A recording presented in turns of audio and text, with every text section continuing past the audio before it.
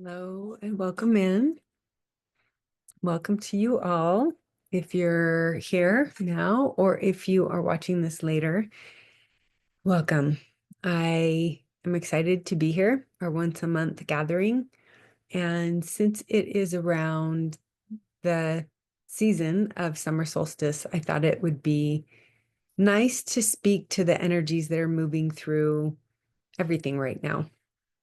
Um, in so many ancient traditions, whether it's in Celtic or Native American or Toltec. So many different cultures have celebrated and still celebrate summer solstice, or each of the, whether it's equinox or solstice or the cross quarter um, celebrations. They've been around for so long. So it's interesting when you start to turn towards some of these ancient traditions and feel into them. What do they mean? What would it be like to pay attention to the seasons and what's moving, um, not just in nature, because we are nature, right? We're not in nature, we are a part of nature. And it is a part of us. So when we are noticing the seasons, we're more likely to notice what's happening in here, right? It's collective and personal. So so last night I was able to help facilitate a drumming ceremony with a friend of mine. We do it once a month. And last night I had the opportunity to speak to this very thing in this gathering. And it's the fact that right now the summer solstice is all about masculine energy. It's the sun in its fullness. The days are long and everything's ripe. And so it's an interesting time to notice what that feels like. What does that feel like to be in the energy of summer? What does that mean for you? What has that meant before for you? And when you think of the opposite of summer solstice, that would be winter solstice, which is a time of the darkest days and the longest nights and the least amount of sun.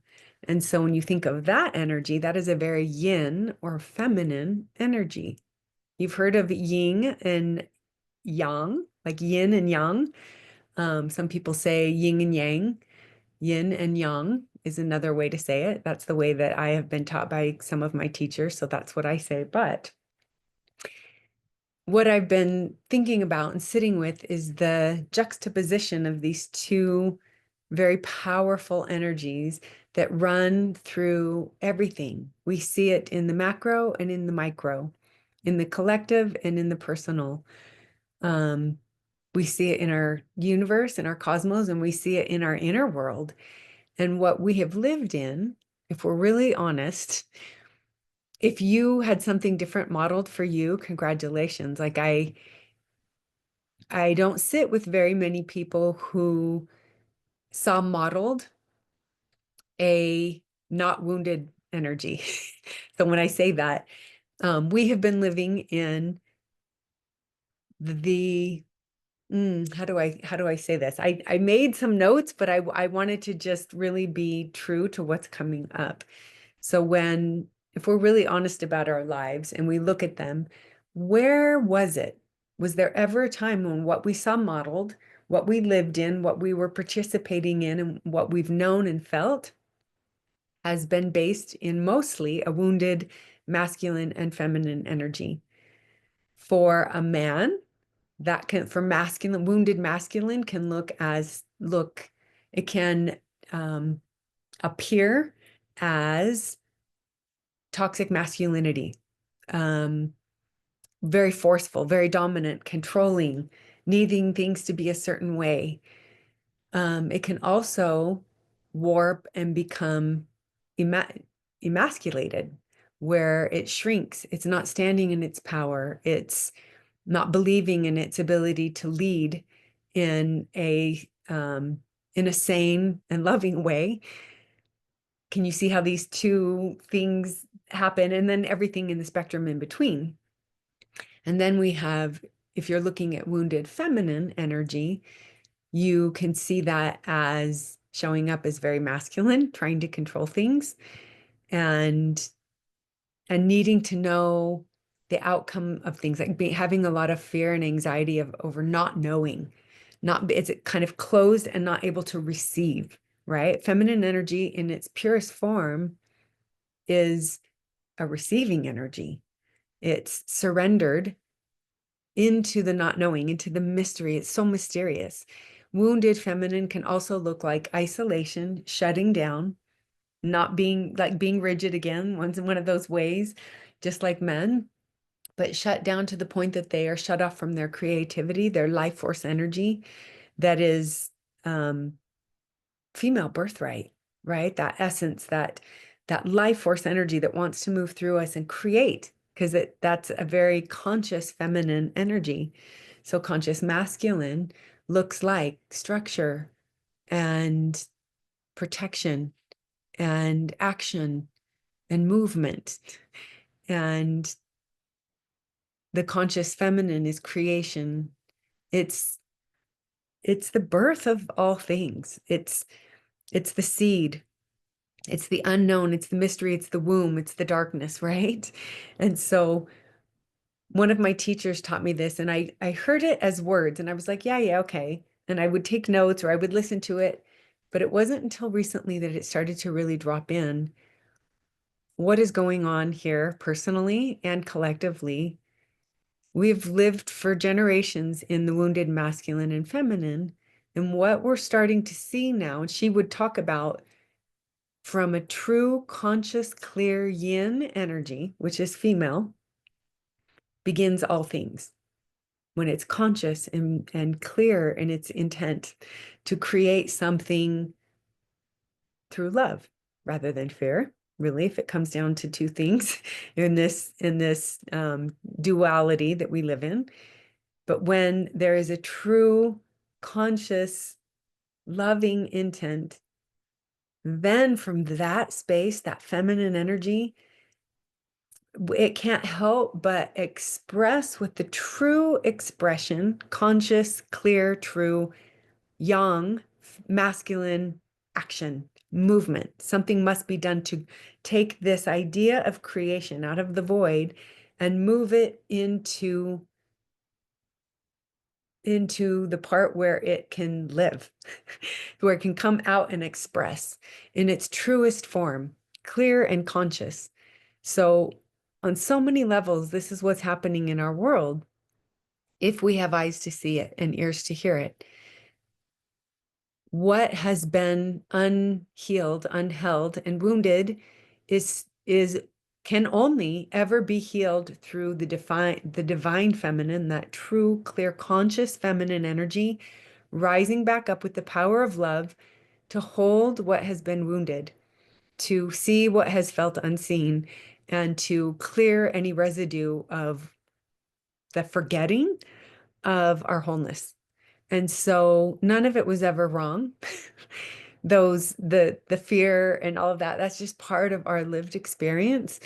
It's why we're here as humans, souls having these human instruments to experience what it would be like to live in unconscious feminine and masculine energy. It's a very interesting way to see things. I wonder how this resonates for you. Um, yeah, I'm wondering how, if you are ever watching this or even participating now and you have the opportunity, I'd love to hear how this actually is landing for you.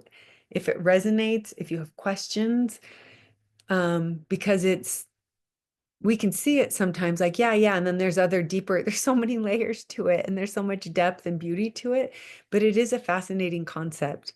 Um, it's interesting what when we think of knowing or certainty, what has that ever brought us when we're really certain that this is the right way? So these are the things that are moving through me now, and a lot collectively. I hear it out there in some of the, among people that I follow and stuff like that. But it's a very interesting question. Like, Do we all have to believe that that is true? Is that really what's happening? I'm so curious about it all because I used to be so certain that things were a certain way. Oh, good question, Ryan. How do we differentiate the energies? Yes, good question. Let me finish this thought if I can remember it. Um, and I think I just lost it. Oh, I used to be so certain that things were a certain way, and that if this, and it was, if I'm really honest, very black and white, like very dualistic thinking. Like if this is right, then all of that is wrong, because there can only be one right. And when you start to untangle that and come out of certainty, you kind of soften your heart around what would it be like to listen to someone else's opinion and see what they feel about this? Like really just be open. And as you soften your heart around anything that you have resistance to or feels sticky, suddenly your mind starts to open up a little bit. And maybe everything isn't so black and white. For me, I can only speak from my lived experience. That way to believe created a lot of suffering because I couldn't make sense of, well, then when I'm traveling or when I'm talking to other people and they have this opinion and they're just sharing it, they're not trying to convince me or convert me to anything. They're just really open and sharing their lived experience. I can see the beauty and the truth in that. And suddenly there's room for everyone at the table to believe and think and be how they are. And that created so much less suffering in me to actually see it as this rainbow, multicolored, faceted experience of living life instead of a lens that is either black or white, not even gray. I used to call it gray. And now I'm like, wait, no, it's a whole rainbow of color of experiences that we came here to experience, all the different um, beliefs. It's interesting though. And then we were like, well, like kind of like what you're asking, how do we differentiate the energies and how do we know what is truth? Because truth is always true, capital T truth. And maybe the answer is, how does that feel in the one instrument I've been given to experience all of life? If I was given one instrument, can I trust it to guide me? Otherwise, why was it given to me? What is it for? What is its purpose, if not to help guide me on this journey in this life? Um, when I started getting more clear on that and trusting what I was feeling about certain things, if things were resonating or not, then I was like, oh, wow, that takes me away from suffering. Not that I'm bypassing it and not looking at it, but I began to discern, like, oh, that doesn't resonate with me so much anymore. Um, but I remain open. I guess what it feels like now is I used to be so certain, and now the only thing I do know is that I don't know. And in that space, I'm always open to learn. Yeah, Ryan, the process of learning to trust the heart more than the mind and ego. Exactly. I call it the way of the heart. And when we soften our heart, literally, I believe it creates a bridge between our heart and our mind, and it starts to open our mind. As we soften our heart, we open our mind, and now we're open to all the things, and now we can see what actually is true that resonates with us. And that keeps changing, I think, because we're never the same. We're always, everything is moving and changing in our universe. That means it is here too. Okay, go back to your question, Ryan. And thanks so much for being willing to share what's kind of moving through you in this. How do we differentiate the energies? Okay. Can you see what I was just saying about how to know how to move through life in a way that feels true for you? That's exactly how we differentiate the energies. I can give more detail on that, but really ultimately, your truth as you're standing in front of anyone and feeling or any experience or anything in your reality, how do I differentiate if this is wounded or conscious energy? It's how does it feel in here? And there's a discernment, there's a fine discernment there because we can be triggered by someone's projection of their wound, their wounded, whatever they're living in, whether it's masculine or feminine.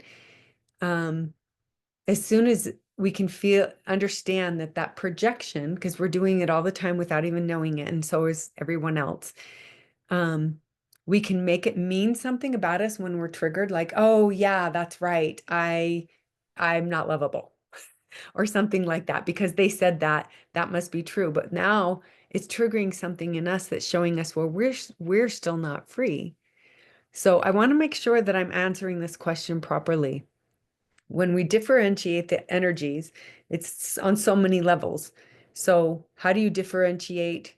Maybe ask, I want to make sure you're asking, differentiate between what is wounded and what is conscious, masculine and feminine energies, between the masculine and feminine energies. Okay. So like I'm going to back up here and kind of go a little bit deeper then. So, and I think the best way I can explain it is if two people are in a relationship and they don't have to be a man and a woman, right? Because we, all of us, have feminine and masculine energies in us. And part of why we're here is to balance everything that wants to be way over here or way over here. So if I'm super in my feminine, that's great. I'm in the flow and I can live in the unknown and I'm a manifester. I create with intent of love and all of that. But if I have no structure and I'm not able to show up and ground here in this world, my energy so I can put into movement and action what I want to create. Can you see how that's beautiful feminine energy, but there's something lacking? There's no balance with the masculine that wants to hold the structure for the feminine. So when we talk about this maybe I've said this before here in one of these, but when two people come into a relationship, regardless of gender, then the energy still exists and want to be balanced and equal, or conscious, maybe. Maybe it's not so much about like, oh, the equal amount, it's just more conscious, meaning um, mm, filtered through the lens of love, like giving from a state of love instead of fear, because fear is what creates the wounded energy. So let's just pretend we're talking about heterosexual relationship, a man and a woman, and they come together. And if, let's say they're both healed, like let's talk about the ideal and then we'll work back from that. The ideal would be that they both are balanced in their energies and they're both conscious, whatever levels they are at, they're conscious and aware of that they're giving and showing up in a place of compassion and love out here in this relationship because first they balanced these energies in here. Okay. If it isn't balanced, if we aren't balanced in here, then nothing out here will feel balanced. And certainly we can't give to someone else what we have withheld from here. So when we tune in and start to get curious about, oh, if I'm living in my conscious feminine energy, then I am creative and flowing and stable and structured, and I'm able to give just as well as I receive. I'm not withholding. I am freely giving, but I'm not over giving, right? I'm not people pleasing and saying yes because I know that would deplete the energy that is sacred, because not that you guard it, but it is sacred enough that it's tended to in a way that is very conscious. There's a consciousness to it. You're not just leaking energy out. Okay. And the feminine, how they thrive. And I know a lot of feminists will have a problem with this, but this is true because this is how these energies work. That true conscious feminine, in order for it to thrive in its creativity, is to feel safe in a container, a masculine structure of protection and providing and tending. Does this make sense? And these energies can happen alone.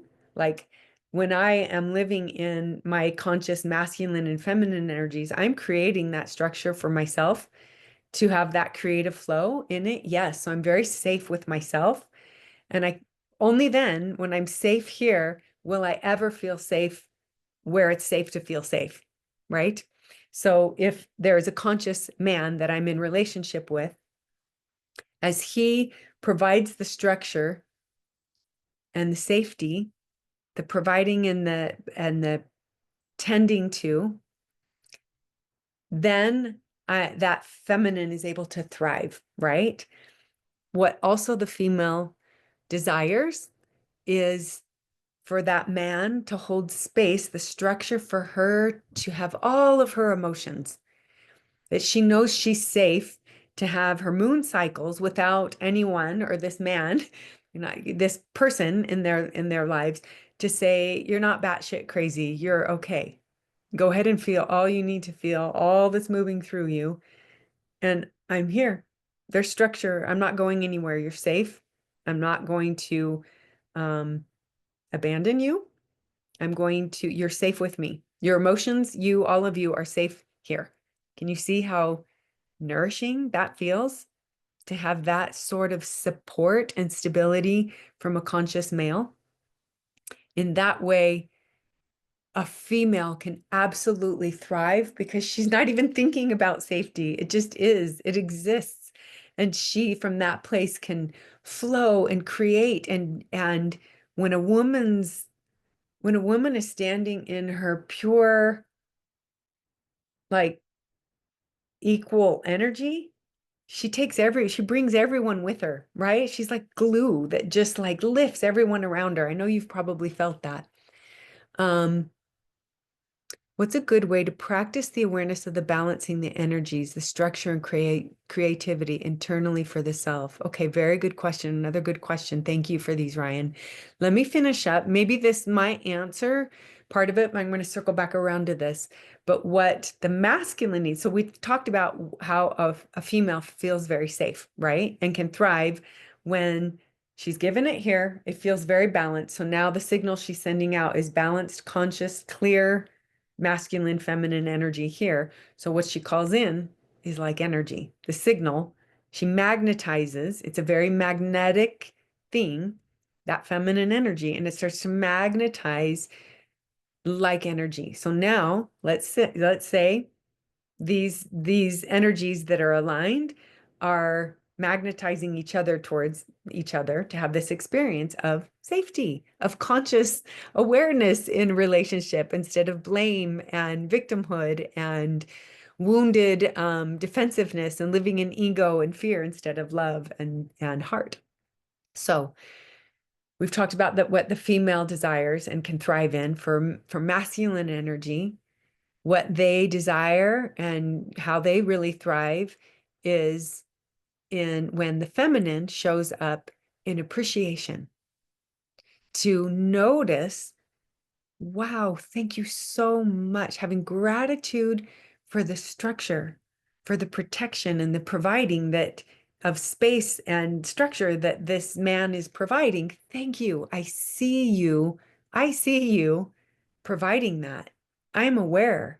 I honor this. Thank you so much. That is so, like, I didn't even know what safety could feel like until I didn't have to think about it anymore. Thank you. What a gift, that truest conscious masculine energy that just is supportive and like it's so hard to explain. It's like when you feel it, you feel it. It's the structure and the stability to like lean into, and like that fall of trust that when you surrender, and for a female to surrender into that masculine, oof, it's so beautiful. So what the what the masculine needs is that awareness from the female. I see you. I feel you. Thank you. like just pure appreciation and acknowledgement over and over, saying it, living it. Thank you. This is just, and I'm sure it's even without the words, it's unspoken, it's felt, because I would like to believe that a man will thrive as he knows that the support and the stability that he creates is creating this synergy between the two of them, because she is so free to be authentically her because she's safe because of what you've provided. I can only imagine that has to be the most nourishing thing for a man. And also what the man needs from the female. So females, please don't nag. Well, if you just did this, or why don't you ever do this, or whatever, that's negative reinforcement, which has never worked. It's the positive reinforcement of noticing what are they doing that actually is beautiful and nourishing and safe. If we focus where our attention goes, our energy flows, and then that will grow. It's positive reinforcement. It's noticing. I mean, that's what they need. They need the masculine energy just desires to be seen. Like, please notice that I'm doing this, and it doesn't need to be overly, it can be just expressed through your safety and how you show up. So when the masculine's starting to feel so safe and seen, then what the feminine also, what the masculine also desires from the feminine is her holding space for his emotions. This is key. This is so beautiful when it happens, because a lot of men have been raised in, I mean, we've all been, what am I saying? We've all been raised in the wounded masculine and the feminine. So they've never, boys growing up didn't see that it was safe or feel, it was never modeled that it's safe to show up and be vulnerable and cry and say, I'm scared. I I'm in pain. I don't know what to do about this. I need help. That is not, that is seen as weakness, when actually it's the most courageous, strong thing to do is to show up and emote, express, let move through you what wants to move through you. And when the feminine is providing that safe, holding space for the man, her man, to share where he's at, because he's not going to his dude friends saying, dude, I'm scared, I'm sad. Maybe he can, and if he does, that's lovely. But it gets to be both, and it gets to be, yes, community, but also in this container of this relationship where this, when two people come together equally, when I work with couples and I see them coming together equally, both equally doing their work, it doesn't mean that they're both perfect or whole. It means that they're self-aware enough to be like, oh, I got triggered by that when you said that. Let me see why, what lives in me? What did I come to believe about myself that I'm making that mean something about me? Ah, I can see that. And we work through this and we talk about it. We're coming together equally self-aware, trying and doing the work of self-reflection and holding the parts of us that hadn't felt seen. When we do that equally inside ourselves, then we come together equally, and a third thing is born, right? We're building now these two people coming together in equality, not one stronger or weaker. But when I say that, it means that we're not perfect, but we're showing up. We continue to show up, and we stay when it's not abusive, when it's really equal. And from that place, a third thing is born. But when it ever becomes not equal, and there is abuse, or there is someone not consistently showing up for themselves, then that third thing will fall, and the relationship will suffer. I always tell couples the greatest gift you can give, actually, as I'm saying this, really, the greatest gift you can give your partner is to love yourself. But the greatest gift you can give yourself is to love yourself. When you give it here, then that partner that love, that validation, anything we're seeking in a partner, if we haven't given it to ourselves and been like, oh my gosh, I forgot about you. I'm sorry. Let's get this order right. Let's turn in first and tune in and hold and nourish and be with the parts of myself that want that love, and it keeps seeking it. But if I give it here, that means what does that actually mean? If I'm able to give it here, what I'm really saying is that I believe I am a lover. I am lovable because I can give it and receive it here. That's huge. And that's where it starts. It starts through the giving and receiving from ourselves, and then it flows naturally out into all of our relationships. So I don't know if that answered the question for you, Ryan.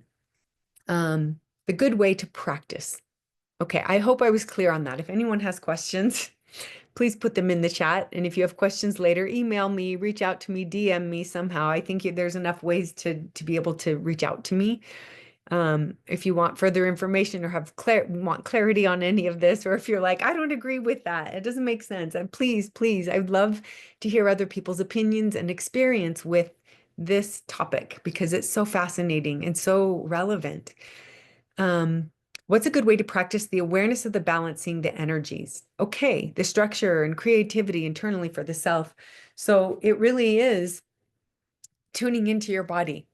Um, how does it feel in your body when you might be, and it comes down to intent. What is our intention?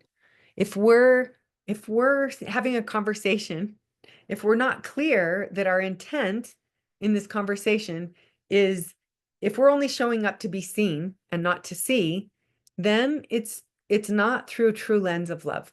Love sees, it's seen, but it's giving equal space, right? It's not trying to convince anyone or fix anything. It's just there, accepting everything as it is, but using discernment, right?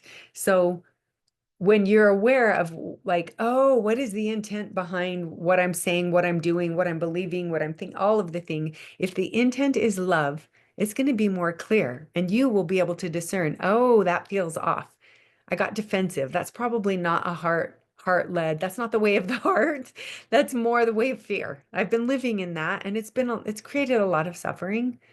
Let's be honest, we've created a lot of suffering by believing it's safer to show up in fear and be guarded, have walls around our hearts instead of, so the way of the heart is really, how can I soften more and more my heart? So now I'm opening up my mind to be more willing to self-reflect. If our mind is closed and our heart is hard, we're not understanding why we get triggered. We're just triggered all the time. We're not curious. For me, having an open mind means being curious. When you soften your heart, you're more curious about why do I feel that way? And talking about it, being safe, choosing and being, when you're safe to be curious with yourself, like, why am I feeling that? Guess what? You start to attract people, situations, experiences in your life, relationships where they're safe because you're safe. So now you're free to talk to them about, like, when you said that, I got triggered. Do you think maybe you said that because of this, or like, and they're safe. So they're self-reflective and they're not defensive. They're like, oh yeah, maybe I did say that because of this old wound. Now you're connecting. What would it feel like? I wonder how many of you listening to this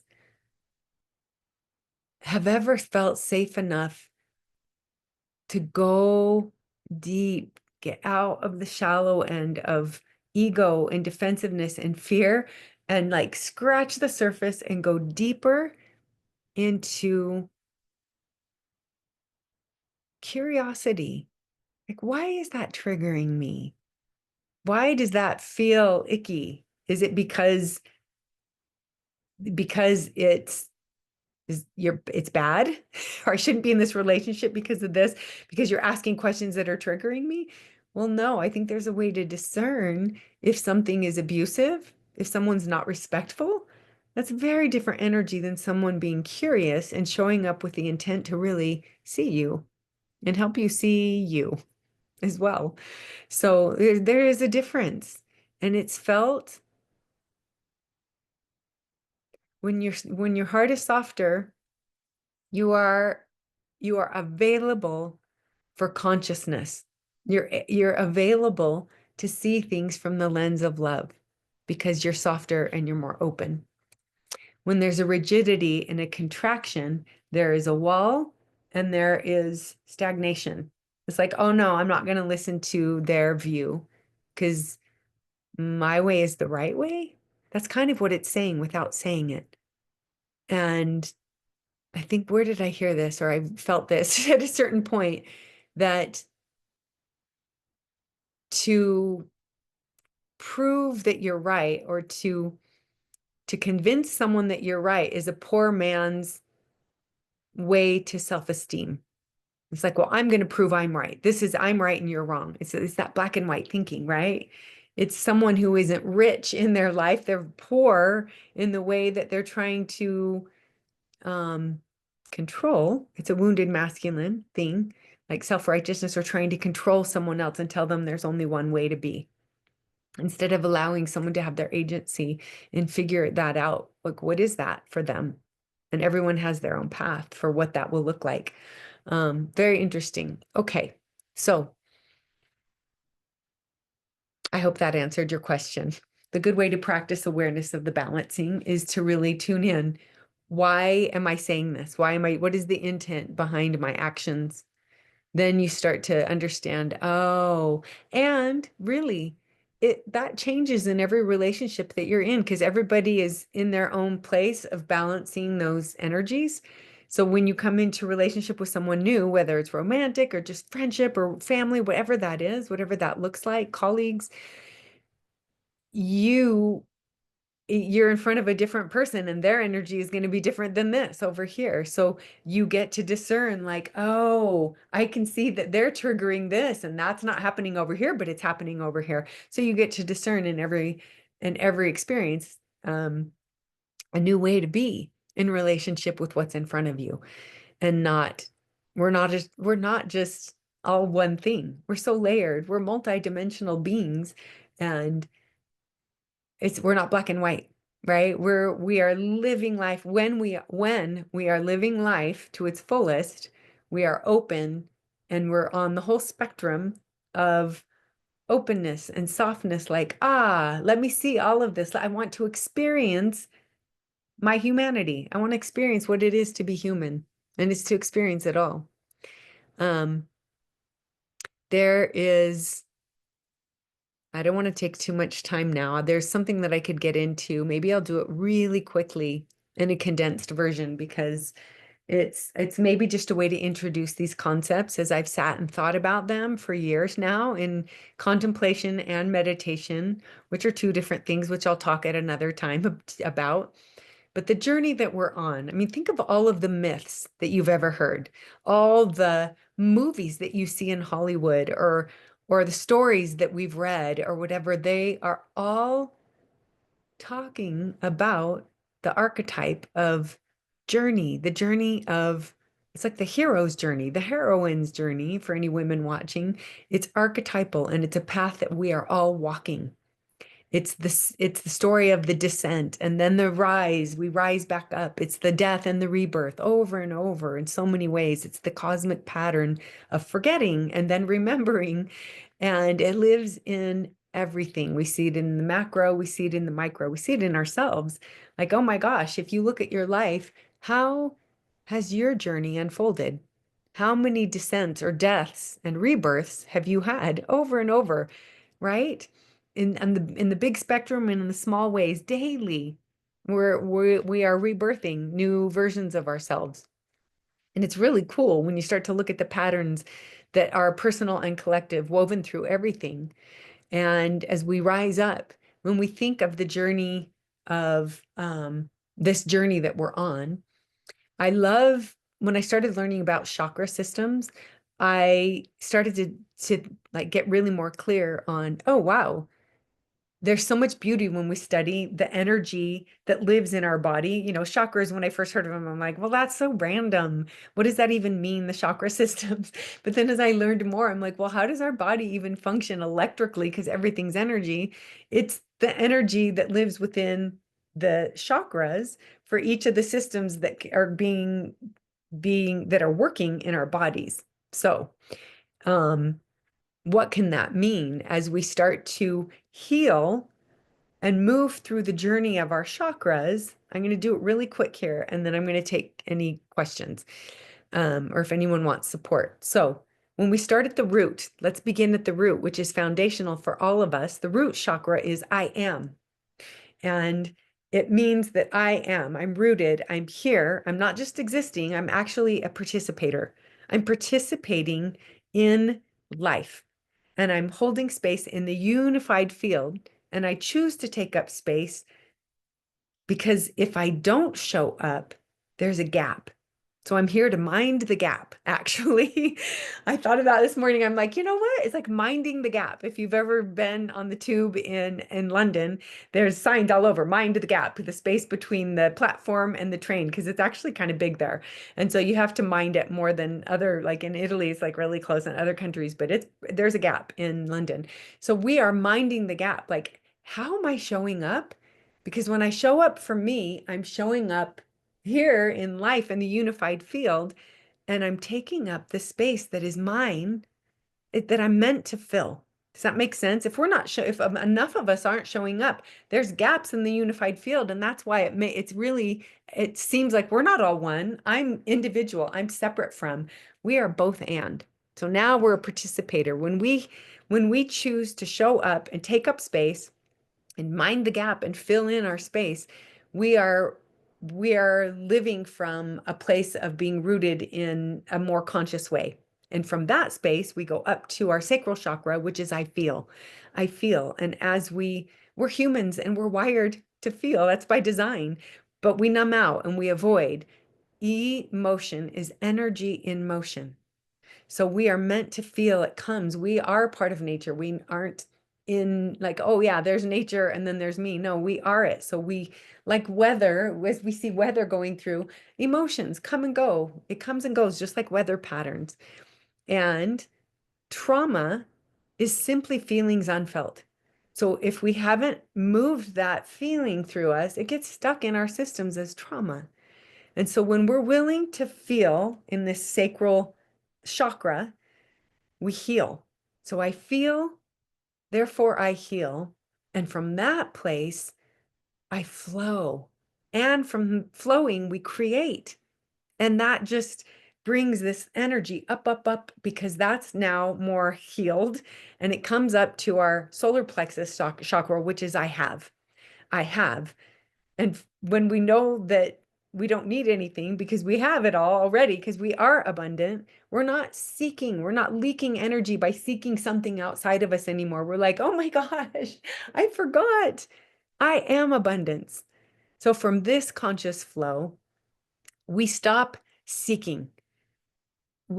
From a true clear yin space, our feminine creative life force energy from down below is rooted and flowing, and it generates that masculine movement, which is that solar plexus wants to act. It wants to do, it wants to bring things in a masculine way because it started in that feminine flow and worked its way up. And now it's expressing through our solar plexus.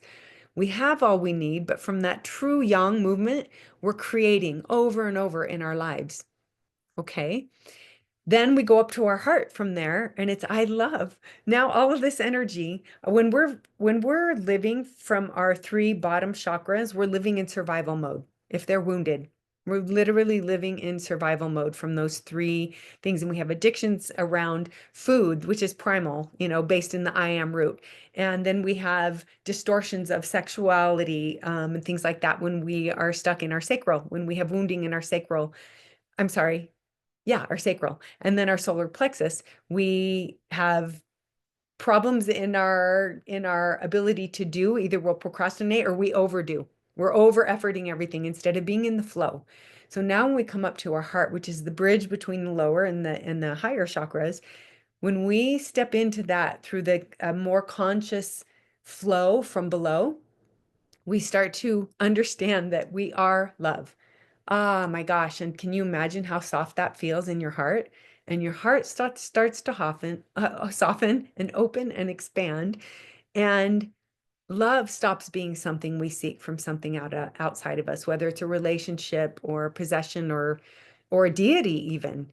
I am love. And from here, a new bridge forms, and it forms between our heart and our throat chakra, which is I speak.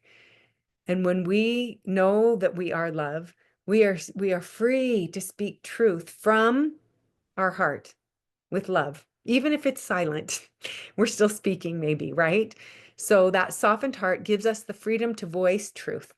And that truth can sometimes be like a sword, and it never cuts what love can hold, but it doesn't slice anything with judge. It's not cutting anything with judgment. It may name it, but it doesn't make anything wrong. It just holds it all. Love can hold all of it. Then from that heart space, or from the throat, speaking truth, we go up to our third eye, which is I see, because I see truth, like I clearly see with the lens of truth through compassion. So everything has clarity now and grace. We start to see everything and everyone as whole because we've understood our wholeness. Now everything is remembered as whole. And even when we see other people in their forgetfulness and ourselves in our forgetfulness, it's okay because wholeness is never lost because time is relative. We're all whole. We're just all witnessing the parts of ourselves that are still forgetting our wholeness. So then we go up to our crown chakra, and from here we understand, we have more knowing. Everything becomes clear. And we live now in that remembrance of our wholeness. And when we believe this and we live this, the energy that we are living in of our wholeness becomes the life that we experience. We are now living in that reality because we're living it here. Does that make sense? We can't, if we're not living in our wholeness here, how would we ever experience wholeness out here? So, because life, the universe, source, which we are the source of our reality by what we're telling ourselves, what we're believing to be true, the universe is a mirror. It's not like a cosmic slap on like punishment when we're feeling suffering. It's not like, oh, I'm going to give you back suffering, but it's kind, it's benevolent. It's saying, I'm here to tutor you. Please see that I'm reflecting back to you what lives in here. You are the source of your suffering. You are the source of your remembering your joy, which is our wholeness. Restoration, really. It's like resurrection. And we do this over and over because we can remember and we'll have these moments, these aha moments of consciousness and awareness, like, oh my gosh, but then we're human. And so we do this, we kind of go back and forth. And I think we get closer and closer to our joy when we keep remembering and keep believing that we are. We can only ever experience our experiences in reality will only be to the depth of what we believe about ourselves. If we still believe somewhere that we are not whole, that will manifest out here. But good. Thank goodness, because what it's saying is, you're still not free in these few little spaces. Go back, get more clarity, hold that, see that, nourish that, bring that part back into your wholeness and see how that feels now. You're not triggered so much. You're not suffering so much. How does that feel in your body? Okay, Ryan, I see you there. You're back. I don't know if you have questions or if I answered that question, if you were able to listen while you were gone. I don't know. I do have a question. It's more so going through the survival aspects of it. You talked about being able to work your way through the chakras and having the balance, getting out of survivalism, Mhm, being able to go up to the roots and being heart centered. From heart centered, being able to go to speak. mhm, Um, what would you what are examples of being able to maintain uh, like a daily practice to be able to align the three roots to be able to get the energy to the heart, and I think the biggest thing I've come to is breath, but on top of breath is the movement, and being able to feel um, the emotion to go through, but not mm, just uh, it's like, okay, I know it's there. Now what do I do with it? How do I feel this? How do I express this? What are some Ah, suggestions on um, being able to process the energy? So okay. yeah, Okay. So you're saying, if I heard you correctly, that you're able to like it comes in and stuff, but then sometimes it might feel a little overwhelming. You're like, how can I actually process this? Okay. So, ooh, that's such a good question because it gets right to that. You're like, these bottom three energies, yes, I can bring it through, but how do I? So, first things that came to me as you were speaking, the three pillars of Tantra are breath, movement, and voice, vibration, right? So if we're willing to, and Tantra isn't all about like in the Western society, we think, oh, Tantra is just sexual. No, it's not. It started out as something different, or taking that life force energy, emotion, and all of it, moving it through us and transmuting it through the pillars of breath, movement, and vibration. So that will look different for every person. Your movement may be going out and running, or it might be more masculine than a feminine, where they're going to sit and they're going to cry, or they may dance, right? To move that energy through, or they may cry or scream. A guy, it may be singing or chanting or screaming, something at, going out in the car and screaming with a song, like listening to music and screaming to your favorite song. It can be but what if you do it with the intent, it really is our intent. If we are doing anything and we're not tending in to the in, like flip that word, intend is tend in. Tend to what's going on in here. Pay attention.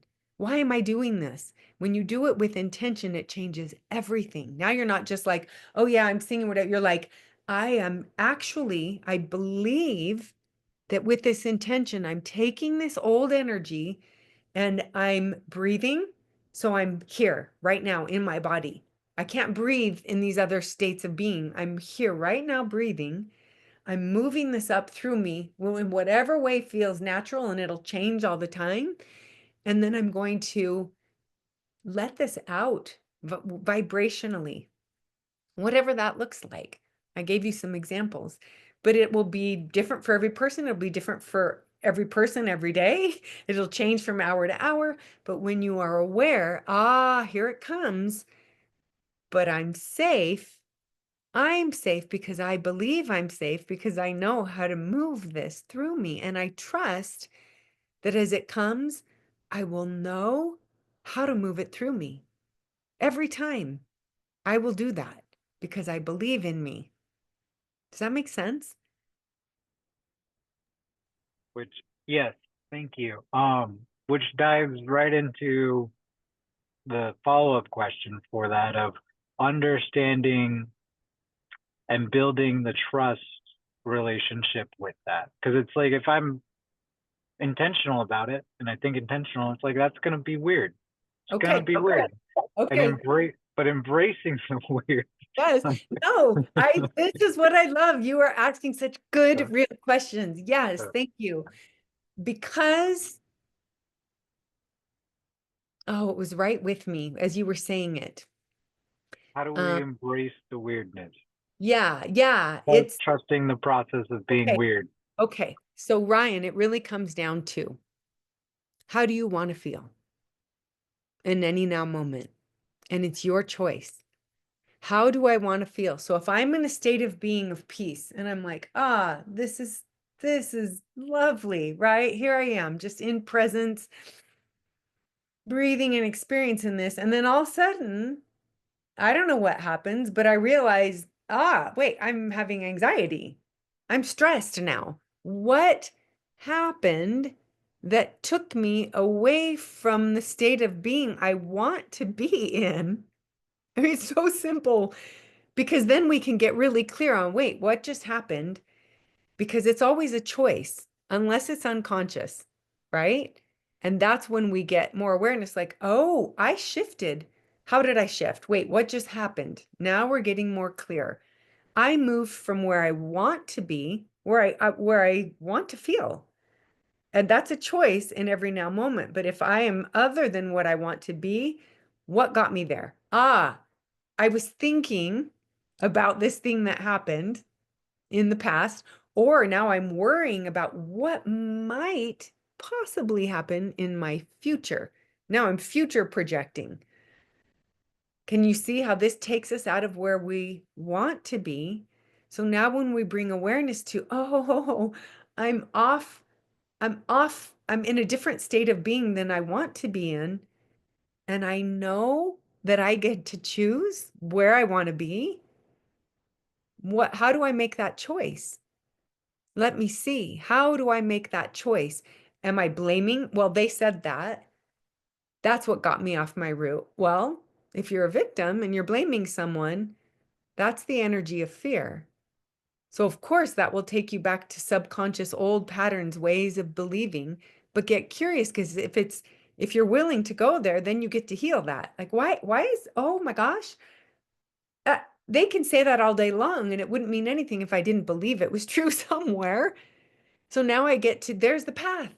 Follow that. When was the first time I ever was triggered by something like that and felt that? Oh, okay. I get to hold that. I get to nourish that. I get to be more aware of, was that ever really true? That I'm not lovable?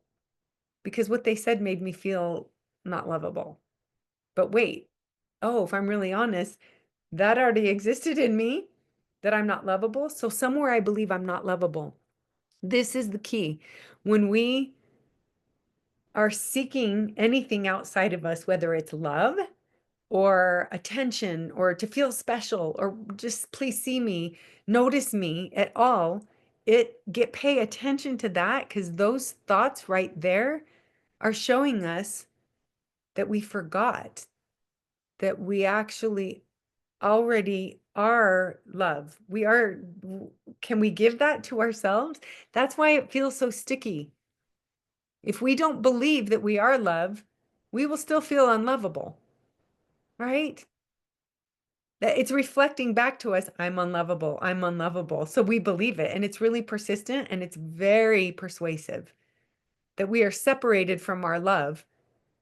And if we're seeking it in anywhere at all, it's because we believe we're not it already.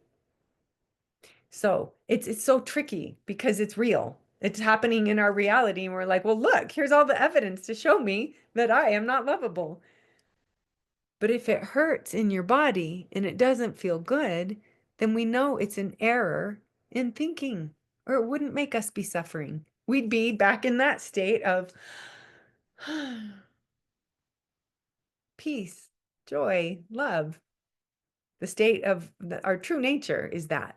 So when we're off of our truth, what we want to feel is that joy and love because that's our nature. It doesn't mean, Ryan, or anyone else watching, it doesn't mean that we aren't human and that we aren't going to feel, but we stop clinging to what we're feeling and trying to make it mean something about us in this warped way. We're getting closer and closer to our remembering. That's right. I got off of remembering that I'm whole and I'm human. So there's so much grace. So I'm going to go and be more honest with myself. Yeah, there must be somewhere that I still believe I'm not lovable, or that wouldn't hurt. I wouldn't be seeking it from them. I'd just be like, oh, I'm love. I'm not seeking that. So this is the thing. This is what I've been experimenting with these last few months, doing so much inner work and over efforting it because I'm an over efforter, right? That's a wounded energy, that over efforting. Can you feel it? Just like this, it's out here. It's like ready to, it's not that energy of, wait a minute, I'm out here, but who I be is confident in my ability to be safe to feel whatever and not make it mean anything about me. So whenever things start to come, those old energies, now what I'm experimenting with is like, wait, no, I remember that's not true. I've done so much work around this. Am I just going to keep living in the patterns because that's what I've been doing? When will I finally believe that I am whole? Stop. I've done the work. If it's still triggering me, maybe it's as simple as like, wait, I'm okay. And believing that you are. We will only ever experience our life to the extent of what we believe to be true. If we keep believing that we are wounded and we have to over effort our healing, it will be so over and over until we're like years later down the road and how much money paid for this new thing and that new way to be and way to like practice this and stuff. It really is being the one who stays and discerning, how do I want to be? And when I'm not feeling that way, what took me? And if I'm not blaming anyone outside of me, I'm on the right track. It's not anything outside of me. Actually, it is, but they are reflecting what you believe. They are just all of life is just neutral, reflecting what we believe about ourselves. And it's freaky as heck when you start to experiment with it and say, well, okay, let's try this experiment. If I stop believing that I'm not lovable, if I stop believing that, what actually is going to happen? Let's just see. And when I start to tend with intention, I tend to my inner parts and say, what would it be like to feel loved by me, not by anyone else? Like to really love on Noel.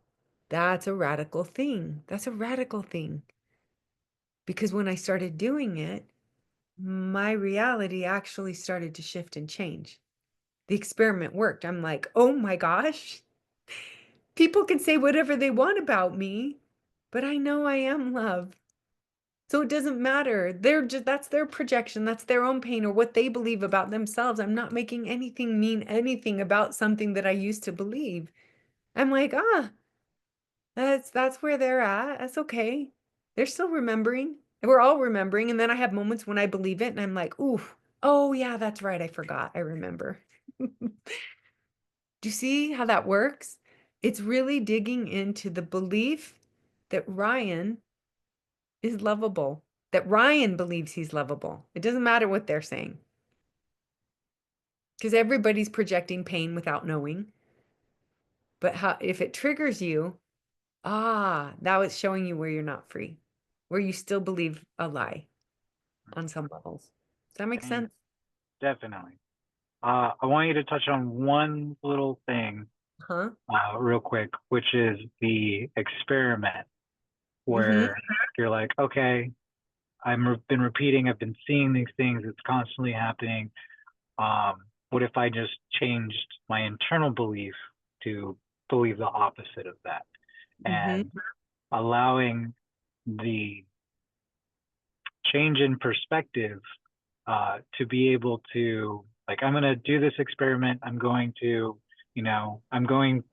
Things have been not reflecting the way I want, so I'm just going to believe that I am lovable, that um, I am successful. I'm going to believe that I'm in abundance, you know, and I'm going to practice this as an experiment to build the trust because the trust belief internally has been broken, and Mm-hmm. allowing this experiment, to say the least, Okay. to be that bridge to build the trust Yes. Okay. for that the universe is love, that everything is love, and that if I focus my intention with that to build the trust that everything works out for Okay.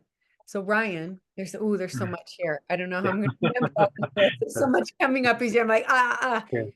Okay. Do you remember a time when you showed up for yourself and you felt safe because you were showing up for yourself and you were like, "Oh wow, I handled that well. Like I can trust myself. I feel safe here." Do you remember a time when you felt that? Yeah, the definitely showing up here for the first time would be the best one, because I had no expectations, but I knew that um feeling safe was the main intention. you Hmm. know, is that I don't know what this is going to do for me. I don't know if this is going to do anything for me. But Mm, the things that I've done in the past have caused okay. turmoil, and Okay. I Okay. would like to change that turmoil That's into, beautifully spoken. How you said that was very, I hope anyone watching this, if anyone, I hope lots of people watch this. 'Cause it's so beautiful, Ryan. Your ability to be very honest, get down to like, wait, this, how do I do this? How, because everyone's probably thinking what you're asking. So thank you, because it's answering, I think, a lot of people's questions. But that you trusting yourself, you had like a hit, like, oh, you knew Carrie. Carrie knew me. She said, oh, go try listening to this, my friend, right? And you trusted yourself enough to show up for you. So you're already doing it. Do you see? Like maybe you aren't aware that you're already in the process of believing yourself and bringing safety here. Remember, in relationship, what makes us thrive is safety. As kids, we don't know how to give words. Well, we don't say, I don't feel safe because we don't know how to say that, but it lives in our bodies that are screaming, that's not safe. I'm unsafe. But we don't know how to say it. But as adults, we're like, that's what that feels like. That's safety. We almost don't know how to name it until we feel it. And we're like, oh shit. That's safety. Wow, that changes everything. But it starts here. The river flows, can only flow from here and out. So, what you're saying is, I trusted myself to show up in this space and I still felt safe. Wow. So, do you see the layer? A layer of safety. You just planted that down. You didn't even know you were doing it, but you did it. And that is what builds your belief in yourself, the layers of safety and trust. Oh, I did this. I was drawn to this. There's a desire there. Our desire, follow your heart. This is you following your heart. You followed what you were drawn to and you did it anyway, even though there was like, oh, is this going to be safe? And if it wasn't, you would have stepped out. It didn't resonate with you. Okay, not that. And you keep following your heart and you follow this path of trusting yourself to step in and discern, not safe, mm, safe. Ah. And what you're building is your trust with your inner safety. And that's how you build self-regard. Because now you're like, oh, I can trust myself. I'm safe to trust myself. I can discern. I can know that I can't get it wrong. I can't ever make a mistake because I will go in and be like, oh, not that. And you go this way, that, and it'll keep guiding you. And sometimes it's a lot of not that, not that, not that, or that, or that, this. But you're getting more clarity on what your yeses are, what your nos are. And I don't call those boundaries, it's your threshold. I've talked about this. Your noble threshold is your permeable, impermeable threshold of safety. If it was up here and it was guarded all around, or it was way out here, like, no, nobody's getting in here, right? That felt safe for you for a while until you're like, well, I'm kind of disconnected from everything, including myself, because my heart's all walled up. That actually hasn't felt really good, if I'm honest. So you start bringing in your threshold. But before you do that, your inner threshold wants to feel safe, or otherwise that threshold is going to remain intact. So as you tend to your inner realm and you create the safety to trust yourself to discern how you're moving forward, not planning ahead, following your heart. What lights you up? Oh, that sounds cool. I'm going to try that. Oh, that book, I'm drawn to that. I don't know why. This is calling me in. That is not. That is not. Oh, this is. That's your discernment. That's how you know.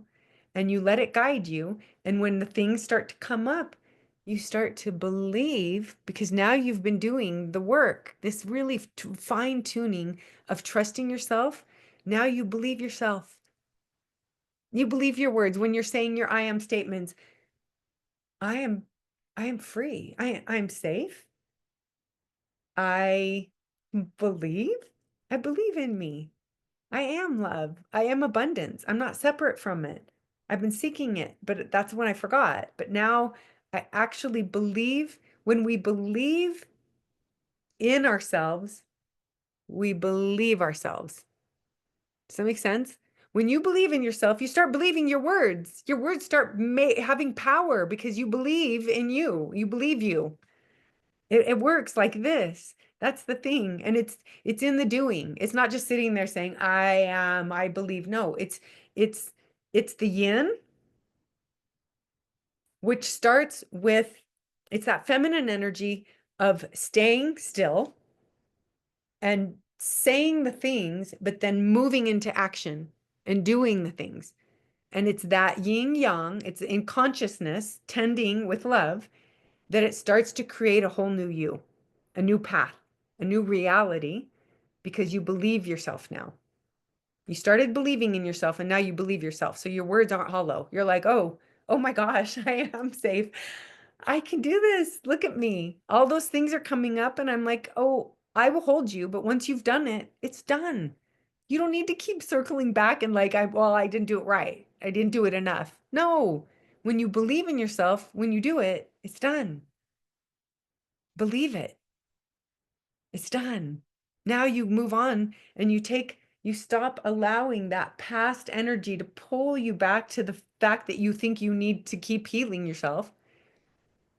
And you remember you're whole and your attention goes to somewhere different, goes to right now. It's not going to the future. It's just right here. Yeah, you can have a vision of what you want, what you know you're feeling into this remembering of who you actually be. But really, Ryan, and anyone watching, it's our power can only ever be in every now moment. We can't change in the past. We can't change in the future. We have no idea what that's going to be. The past already happened. We can only change now. And when I say change, it means choose. We have the freedom to choose in every now moment who we're going to be. So when those things come up, we're like, oh, no, I'm right here. I'm in my peace because I know I'm safe to feel peace. That's a very different way to be. That's the experiment. It's staying, it's being the one who stays right here, feeling it, moving it. If it's weird to move or scream or yell or exercise or whatever, I kind of think the work that you do with the body and all that, I think you know how.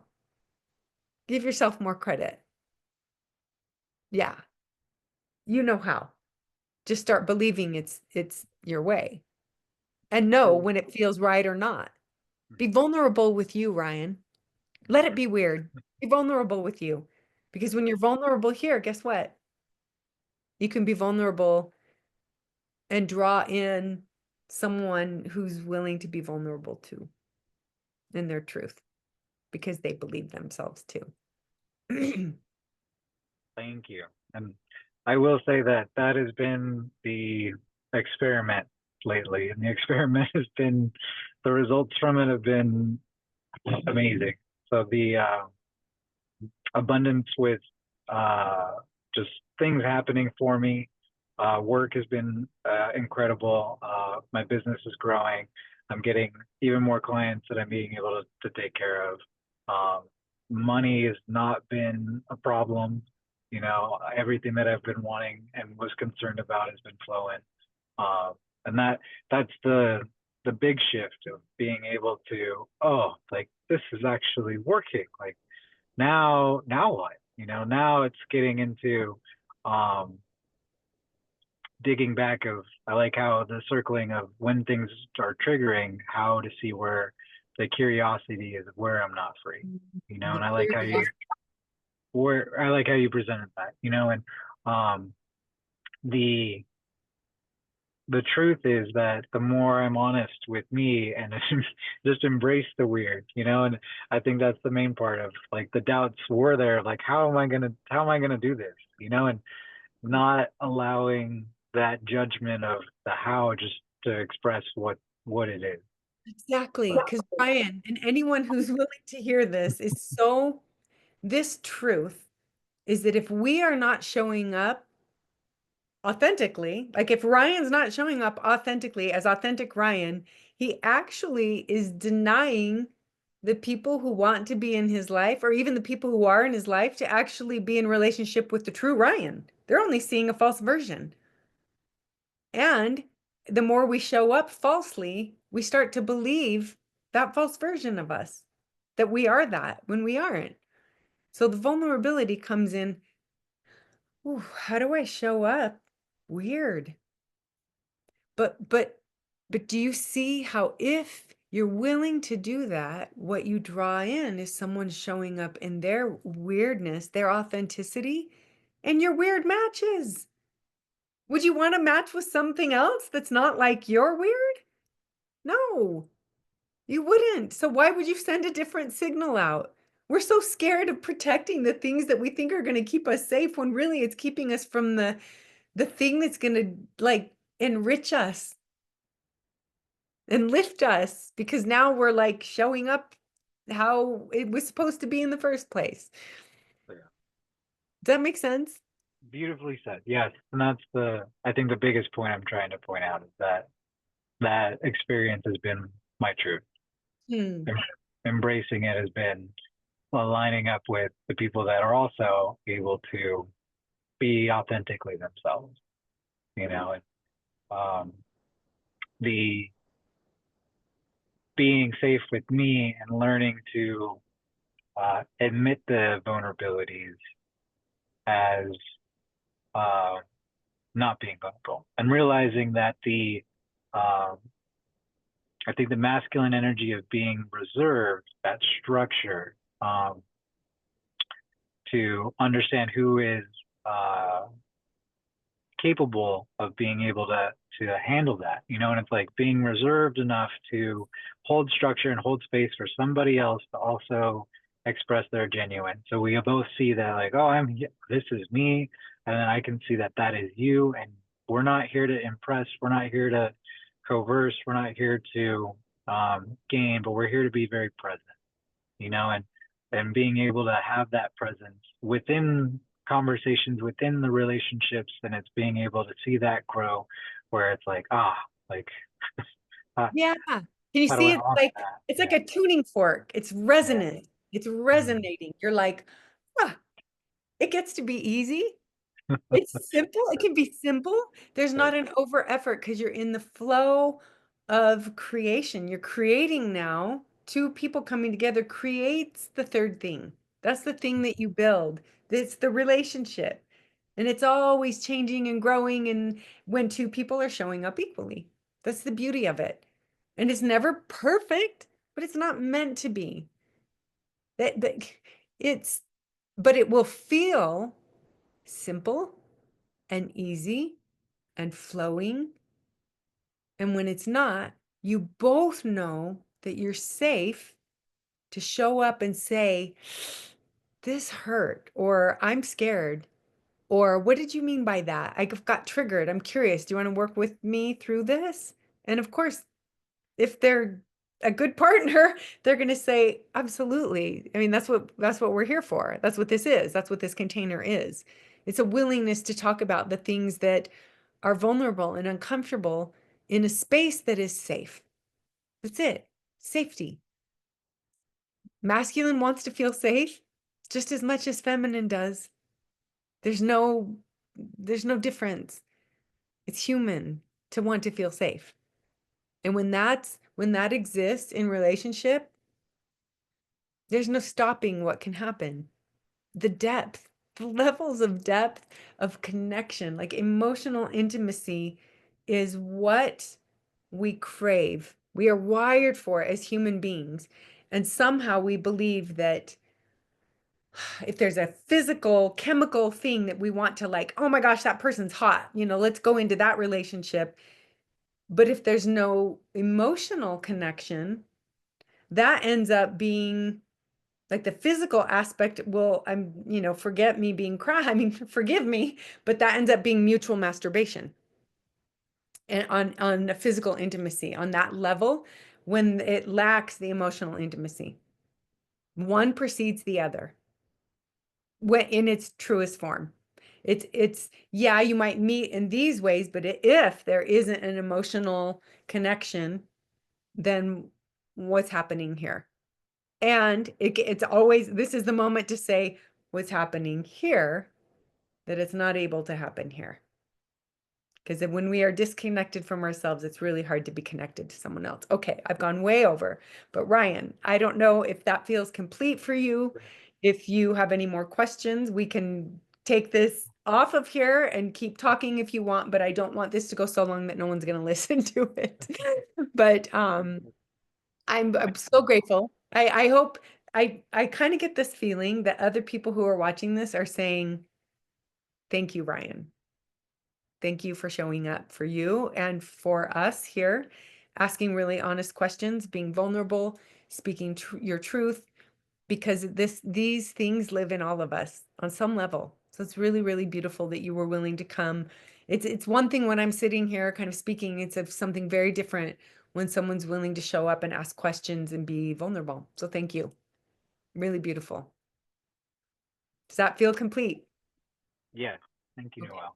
Okay. And you know you can always DM me and reach out, and I'm here. Yeah. Okay. Thank you. Thank you. Okay. Carry on. And I so appreciate you showing up here. Thank you from everyone. Okay. Have a good weekend. Bye-bye.